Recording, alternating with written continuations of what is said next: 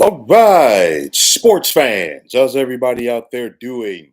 William Martin coming at you one more time here on YouTube with another edition of the 300 Pounds of Sports Knowledge Podcast. So, after a year where they were one of the most disappointing teams in Major League Baseball, there is definitely a different vibe this season around the Toronto Blue Jays. Okay, this year we did see Toronto get off to a slow start. They started off 16-20 through their first 36 games, but since then, the Jays have been playing some of the best baseball in the league as they're 53-30 since. And if the Blue Jays can keep up the pace that they're currently on, they are going to win the American League East for the first time in a decade. The stretch that really got the Jays going, and you got to go back to late in the month of June, where we saw Toronto win 12 out of 13. And during that stretch, Toronto swept a four-game series from the New York Yankees. And honestly, since then, we have seen both teams go in different directions. You look at this Jays lineup first and foremost, and I mean, Bo Bichette is healthy, and it's showing. I mean, Bichette was only available; he only played in 81 games last year for Toronto. Clearly, had the worst season of his big league career, and now we're seeing Bo Bichette go back to being Bo Bichette this year. We're talking about a guy who's flirting with hitting with 300. He came into play today, leading all of baseball in hits with 147, 16 home runs, 78 runs batted in. Okay, and it's another typical Bo Bichette type season. You look at Vlad Guerrero Jr. We saw Toronto uh, basically at the start of the season commit to Vladdy long term. And Vladdy continues to do what Vladdy does when he is locked in. George Springer, okay, remember Springer got the big bucks a couple of years ago to come to Toronto in free agency from Houston, and he hasn't really made that impact. He's made an impact, but not that real impact.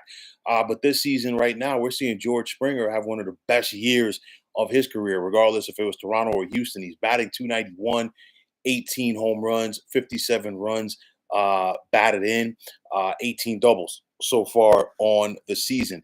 And overall, you look at this potent Jays lineup, it's at the top or near the top of most of the important categories, statistical wise, in the American League, such as hitting, hits, and batting average, just to name a couple. Okay. This pitching staff for Toronto, it's had its moments, don't get me wrong, but you've got some veterans there with the likes of Kevin Gausman, Chris Bassett, and Jose Berrios. And then, at this state of the game, if you're Toronto, you just got to wonder what can you get consistently out of a Max Scherzer. Clearly, Max Scherzer at this point of his career, he's not the Max Scherzer that he was when he was winning those Cy Young awards with Detroit and Washington. But nonetheless, he's still a valuable veteran in that clubhouse for that rotation. And then speaking of the pitching for Toronto, there are rumors, okay, and you got to wonder if it's going to happen. Is Trey Yasevich on the radar? Of course, one of, if not the top prospect in Toronto's system, who was just promoted from Double A to Triple A, and there's talks that that's just going to make it a little bit easier for the Jays to call him up to the big club. And I'll tell you like this: if Toronto were to bring him up, and if this kid continues to deal like he's dealing in the minors, advantage Toronto coming down the stretch and in the postseason. Why? Because you're going to have teams that are scouting him in the minors. Yeah, but guess what? Guys around the league haven't seen him pitch yet, and that would definitely be advantage Yasevich first time around the league. And of course, if he can provide the Jays with another quality arm in the rotation, of course, advantage Toronto coming down the stretch and into the postseason. But nonetheless, you look at Toronto overall because they were a huge disappointment last year. All right, Toronto the year before they went 89-73 and got to the postseason. And okay, honestly, in a 4-year stretch, they made the postseason 3 times, and they were once again expected to be in contention last year. Toronto they really disappointed.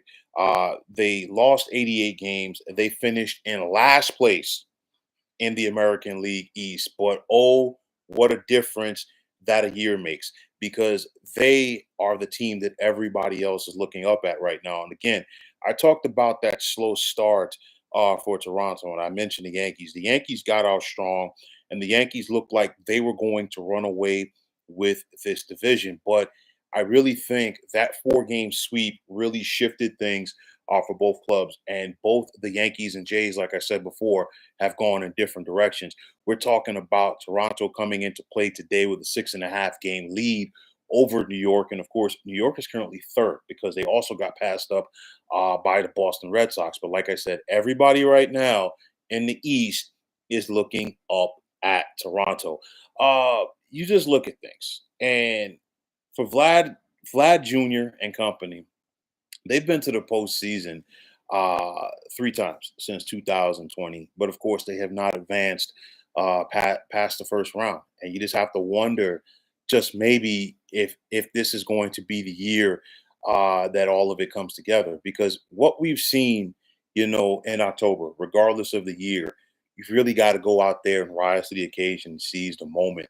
And unfortunately for the Jays, they were unable to do that their previous three times in the postseason. But nonetheless, you know what? Last year's last year, the years before, and maybe just maybe things could be different this year for Toronto. I'll tell you like this. I know that you still got the same manager of this club in John Snyder. I know that you still got the same principles in the front office, but from an outsider's perspective, okay, because I'm clearly not inside of the Blue Jays clubhouse, there just appears to be a different vibe about this team. Everybody's all in. Like I said, it definitely helps things that Bo Bichette, is healthy. Vlad Jr., in my opinion, looks to be in arguably the best shape of his career. And, nonetheless, things are really coming together for Toronto. So, like I said, that slow start, they were able to put it behind them. They've, kind of set the pace, if you will, in the American League East. They've got a tough stretch this week at home. They're off today, of course. They've got three with the Chicago Cubs, and then they've got three with the Texas Rangers, two teams that have their eyes set on getting to the postseason themselves. But nonetheless, Toronto had a 4-2 road trip. They beat up on Colorado, which you're supposed to do, taking care of your business against the bad teams. They lost 2 out of 3 at Chavez Ravine to the Dodgers. But it's one of those where Toronto just has to just keep going out there and taking care of their business. And I like their chances right now to win this division. They're definitely going to win 90 games at the very least.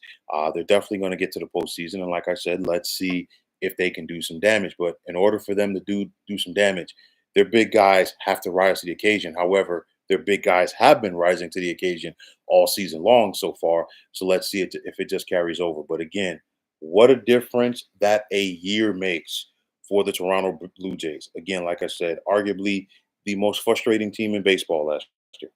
Okay, due to the fact of the talent that they have, and it just didn't work out. But this year, big time difference as they've gone from worst to first. And let's see if Toronto can keep this momentum going for the remainder of the regular season and into October.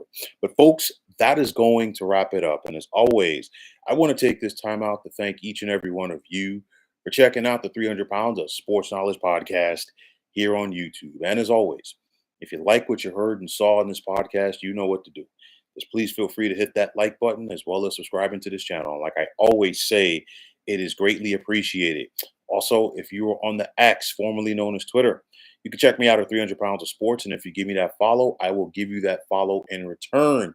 And the same goes for Instagram, where you can check me out at 300 Pounds of Sports Knowledge.